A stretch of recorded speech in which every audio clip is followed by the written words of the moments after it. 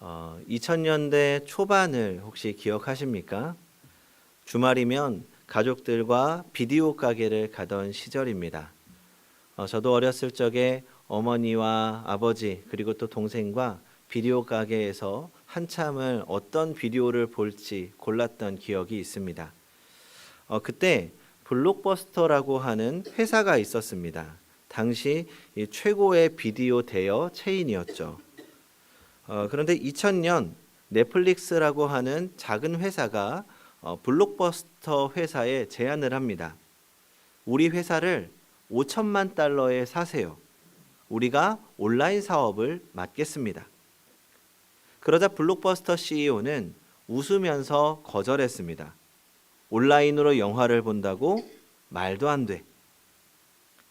그 선택이 무엇을 만들었을까요? 2010년 블록버스터는 파산했고 넷플릭스는 지금 2천억 달러가 넘는 세계적인 기업이 되었습니다. 단 한 번의 선택, 말도 안 돼, 그런 일은 있을 수 없어 라는 고집스러운 결정과 한마디가 회사의 운명을 바꾼 것이죠.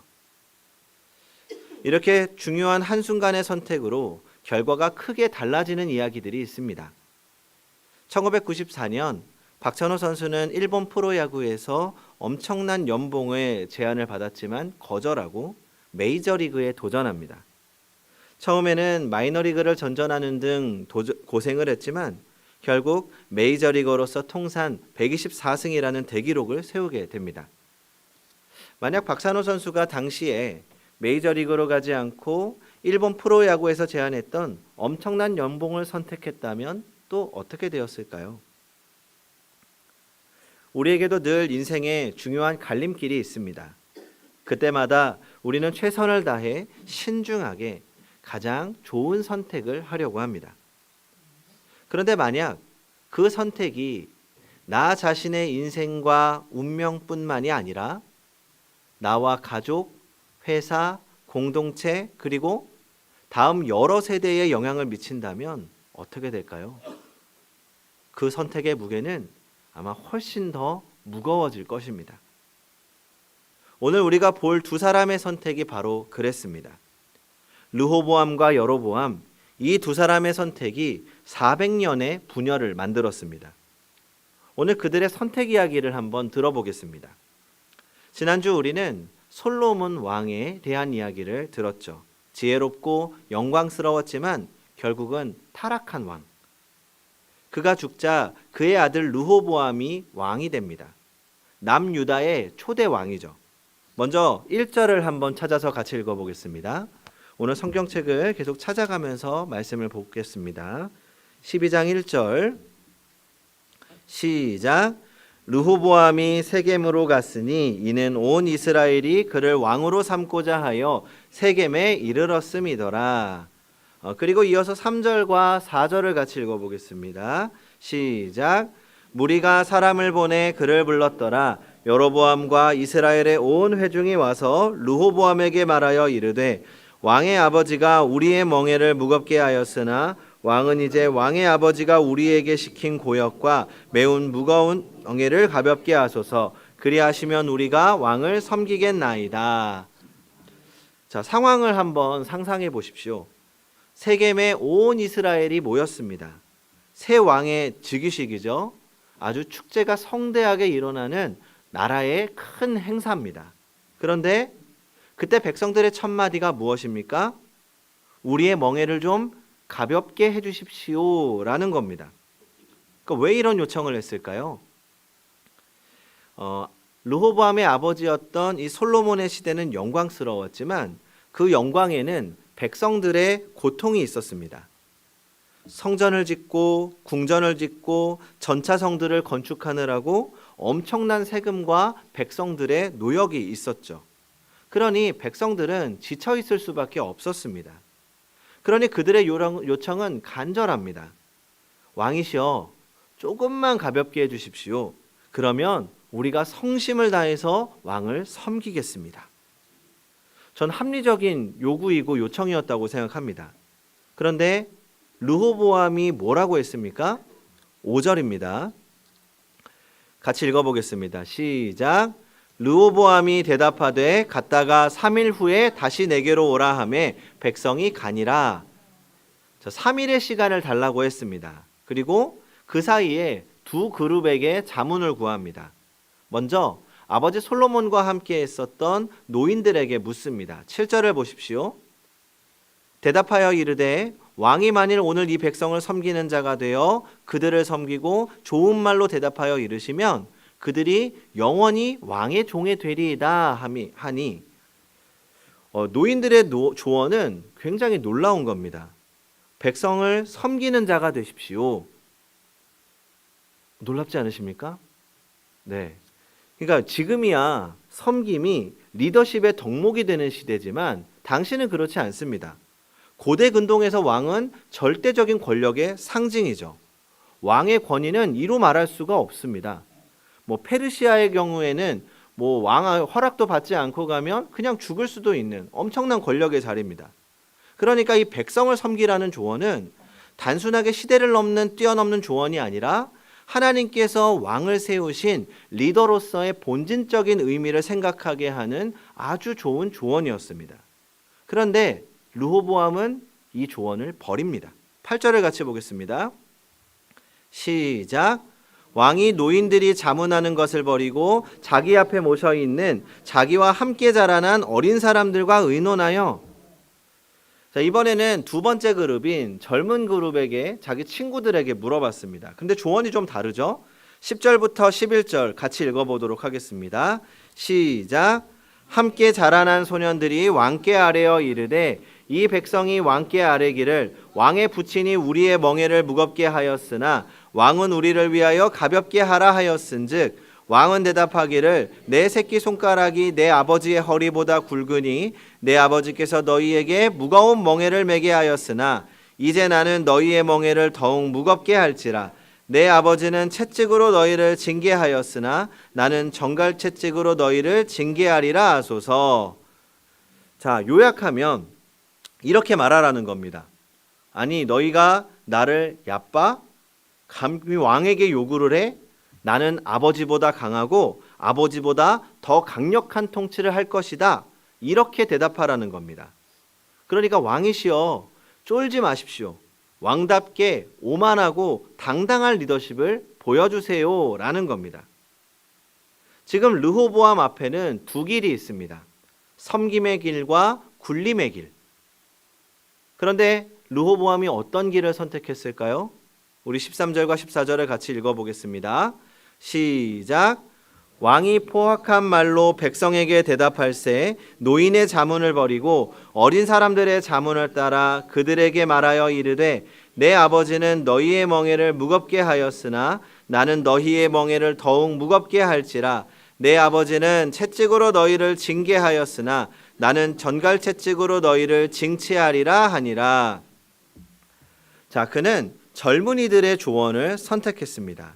그리고 멍청아리 많지 젊은이들의 조언을 토시 하나 틀리지 않고 들은 그대로 시키는 그대로 백성들에게 말하고 있습니다. 자, 성도 여러분, 왜 르호보암은 이런 선택을 했을까요? 단순히 멍청하거나 교만해서일까요? 아닙니다. 그는 두려웠습니다. 아버지 솔로몬이 얼마나 대단한 왕이었는지는 전 세계가 알았으니 그 옆에서 지켜본 르호보암이 몰랐을까요? 아버지의 그늘을 제대로 이어갈 자신이 없었던 겁니다. 그런데 자신이 걱정하고 있던 상황이 벌어진 거죠. 아버지의 통치 시절에는 한마디도 못하던 백성들이 자기가 왕이 되자마자 자기들에게 좀 봐달라고 요청을 하는 겁니다. 그러니까 내가 아버지만큼의 리더십이 없다는 것을 인정하고 싶지가 않았던 거죠. 그리고 그는 이미 마음속으로 결정을 내리고 있었습니다. 아버지를 보면서 나도 강력한 왕이 되어야지, 나도 정말 힘이 있는 왕이 되어야지, 그렇게 생각했을 겁니다. 그런데 노인들의 말은 맞지만 자존심이 상하는 거죠. 반면에 젊은이들의 말은 기분이 좋았습니다. 사람은 누구나 그런 순간이 있습니다. 내 생각을 확인시켜주는 말에는 귀가 열리고 내 생각을 흔드는 말에는 마음이 닫힙니다. 병원에 가서 조금만 더 운동하세요 라는 말보다 피곤하셔서 그래요 라는 말이 훨씬 듣기 좋습니다. 목사님이 설교를 할 때도 내 생각과 같은 이야기를 설교하면 마음이 좋지만 나와 반대되는 생각을 하면 불편해집니다. 하지만 인생을 세우는 건 듣기 좋은 말이 아니라 들어야 할 말입니다. 그러나 르호보암은 듣고 싶은 말을 붙잡았습니다. 그리고 백성들 앞에서 오만하게 외칩니다. 내 새끼손가락이 내 아버지의 허리보다 굵다. 무슨 말입니까? 내가 내 아버지보다 훨씬 강력한 왕이 될 거야. 감히 나를 얕봐? 어쩌면 심각하게 생각하지 않았을 수도 있습니다. 내가 왕이니까 이 정도쯤이야. 이런 말 정도는 해도 되겠지. 그런데 그 결과 어떻게 됐습니까? 16절을 같이 읽어보겠습니다. 시작. 온 이스라엘이 자기들의 말을 왕이 듣지 아니함을 보고 왕에게 대답하여 이르되 우리가 다윗과 무슨 관계가 있느냐? 이새의 아들에게서 받을 유산이 없도다. 이스라엘아 너희의 장막으로 돌아가라. 다윗이여 이제 너는 내 집이나 돌아보라 하고 이스라엘이 그 장막으로 돌아가니라. 이 순간을 생각해 보십시오. 한 나라가 둘로 쪼개지는 순간입니다. 가족이 찢어지고 친구가 갈라지고 형제가 원수가 됩니다. 남유다 두 지파와 북이스라엘 10지파로 나뉩니다. 한 사람의 고집되고 오만한 선택이 만든 결과입니다. 3일 전까지만 해도 하나였던 나라가 한 사람의 고집과 오만함 때문에 둘로 쪼개진 것이죠. 그리고 이 분열은 그 후로 400년 동안 지속됩니다. 북이스라엘은 BC 722년에 멸망하고 남유다는 BC 586년에 멸망할 때까지 단 한 번도 다시 하나가 되지 못합니다. 성도 여러분, 우리의 선택도 그렇습니다. 이 정도야 괜찮겠지 하는 작은 선택이 때로는 돌이킬 수 없는 결과를 만듭니다. 내가 옳아 하는 고집이 가족을 갈라놓습니다. 내 방식이 정답이야 하는 주장이 공동체를 분열시킵니다. 내가 인정받아야 해 하는 욕심이 관계를 깨뜨립니다. 우리는 우리의 선택이 나 하나뿐만 아니라 내가 속한 공동체에도 영향을 끼친다는 것을 기억해야 합니다. 이제 분열된 북이스라엘의 첫 왕이 된 여로보암을 보겠습니다. 그는 원래 솔로몬의 신하였는데 건축 현장을 맡았던 유능한 관리였습니다. 그런데 선지자 아히야가 그에게 옷을 찢어서 10조각을 주면서 이렇게 예언합니다. 하나님께서 솔로몬의 손에서 10지파를 떼어 당신에게 주실 것이다. 이 말을 들은 솔로몬이 그를 죽이려고 했더니 여로보암은 솔로몬을 피해서 애굽으로 도망칩니다. 그리고 르호보암이 포악한 말을 하자 백성들은 그를 불러서 돌아오게 합니다. 우리를 이끌 지도자가 되어 주십시오. 그렇게 여로보암은 10지파의 지지를 받아서 북이스라엘의 왕이 됩니다. 이런 여로보암 앞에도 갈림길이 있었습니다. 26절과 27절을 같이 보겠습니다. 시작. 그의 마음에 스스로 이르기를 나라가 이제 다윗의 집으로 돌아가리로다.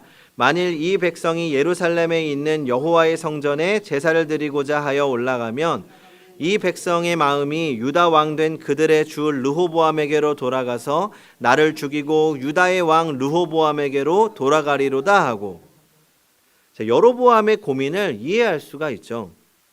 백성들이 예루살렘 성전에 가서 예배를 드리게 되면 남유다 왕에게 마음이 돌아가지 않을까? 그러면 나는 어떻게 되는 거지? 이런 정치적이고 합리적이고 이기적인 고민이었던 겁니다. 그래서 무엇을 합니까? 28절입니다. 같이 읽어보겠습니다. 시작.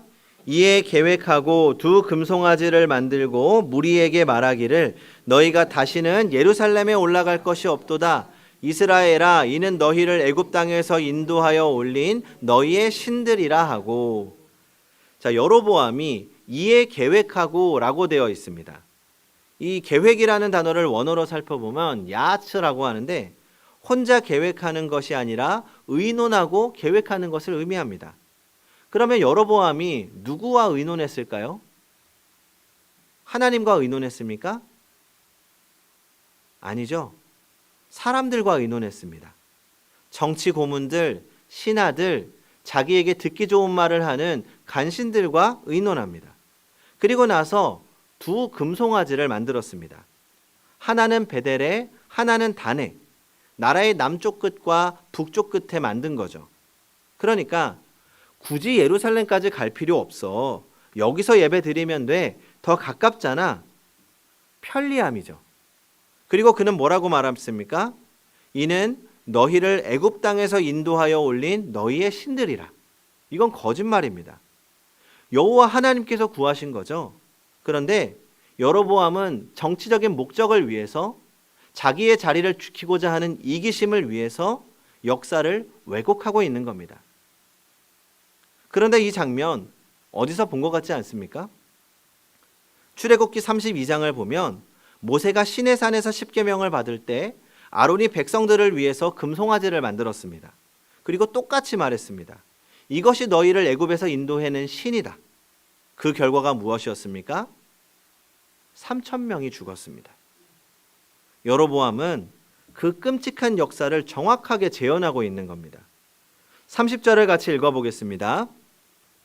시작. 이 일이 죄가 되었으니 이는 백성들이 단까지 가서 그 하나에게 경배함이더라.